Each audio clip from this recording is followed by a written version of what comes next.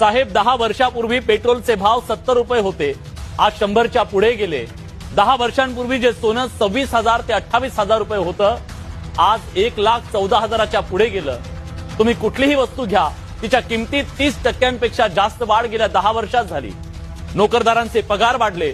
आमदारांचा पगार 10 वर्षांपूर्वी 50,000 ते 80,000 रुपये प्रति महिना होता, तो आता 1 लाख ते 3 लाखापर्यंत पोहोचला। म्हणजे सरासरी 250% वाढ झाली। पण शेतकऱ्यांची काय अवस्था आहे? 10 वर्षापूर्वी ज्या कांद्याला सरासरी 25 रुपये किलोचा दर होता, त्याचा भाव आज 10 रुपये किलो झालाय। सोयाबीन 10 वर्षांपूर्वी 4,000 ते 4,500 रुपये क्विंटल होतं, त्याचे भाव आजही तेच आहेत। साहेब, ही परिस्थिती फक्त शेतकऱ्यांच्याच बाबतीत का? बाकी सगळं सोडा हो, आम्ही शेतकरी ज्या दुकानातून खत बियाणं विकत घेतो ना, ते दुकानदार आमच्या कमिशनवर परदेश दौरे करतायत साहेब। पण आम्ही शेतकरी मुंबईचा किनारा सुद्धा बघू शकत नाही। मुंबई सोडा, जिल्ह्याचं ठिकाण सुद्धा शेतकरी 6-6 महिने पाहू शकत नाही।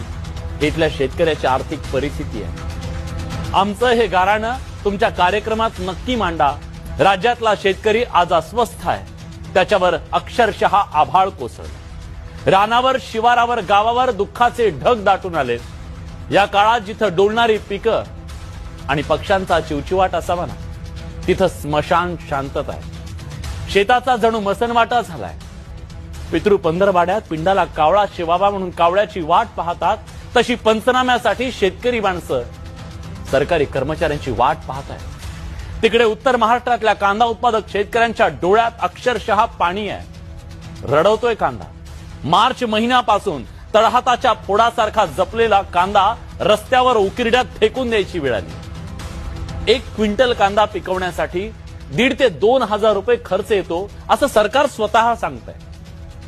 आज कांद्याचा भाव किती आहे? 10 रुपये किलो। म्हणजे भांडवली खर्च सुद्धा निघत नाहीये। कष्टाचं मोल वगैरे कुठे घेऊन बसलाय? कांदे फुकट वाटण्याची आणि उकिरड्यात फेकून देण्याची वेळ शेतकऱ्यांवर आली आहे। इतका शेतकरी हतबल आणि संतप्त आहे, कारण 5 महिने सलग पाऊस कोसळतोय, त्यामुळे चाळीत ठेवलेला कांदा खराब होऊ लागला।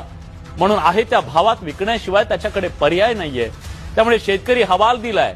कांदा शेतकऱ्यांना तो रडवतोय, त्याचा आक्रोश काळीच पिळवटून टाकतोय। पण सरकारच्या काळजाला पाझर कधी फुटणार